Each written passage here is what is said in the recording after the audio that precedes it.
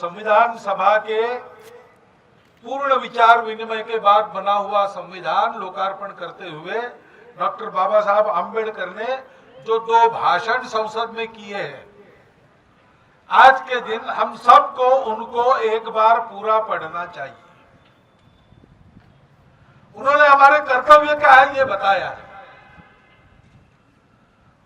उन्होंने बताया है कि अब देश में किसी भी प्रकार की गुलामी नहीं है, रूढ़िगत गुलामी भी नहीं है, अंग्रेज भी चले गए, लेकिन सामाजिक विषमता के चलते जो गुलामी आई थी उसको हटाने के लिए राजनीतिक समानता और आर्थिक समानता का प्रावधान हमारे संविधान में कर दिया गया है। तो समानता पहली बात उन्होंने कही। हमको कैसा होना है? समानता का व्यवहार करना है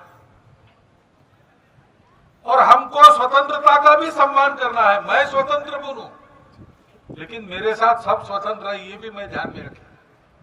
मेरी स्वतंत्रता के लिए दूसरों की स्वतंत्रता का संकोच हम नहीं कर सकते, वो स्वतंत्रता नहीं होती।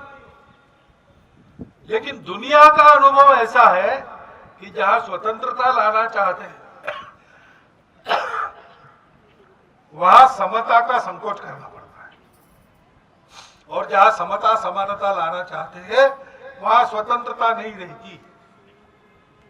डॉक्टर बाबा साहब ने कहा, अपना देश आपस में लड़कर गुलाम हो गया, किसी दुश्मन के सामर्थ्य के कारण नहीं। हम लोग आपस में लड़ते रहे इसलिए गुलाम हो गए। हमारा बंधुभाव समाप्त हो गया। स्वतंत्रता और समता एक साथ लानी है तो दूसरा इलाज नहीं, बंधुभाव लाना चाहिए। इसलिए लिबर्टी और इक्वालिटी के साथ फ्रैटर्निटी, यह शब्द हमारे संविधान में है। डॉक्टर बाबा साहब कहते हैं कि उस बंधुभाव को संपूर्ण देश में प्रचलित करना पड़ेगा। अलग अलग विचारधाराओं के मानने वाले हम लोग संसद में अपने अलग अलग शिविर बनाकर यहाँ बैठे हैं, एक दूसरे का विरोध करते हैं। यहाँ तो ठीक है, प्रजातांत्रिक प्रक्रिया में इसी में से संवाद बनता है, इसी में से सहमति निकलती है।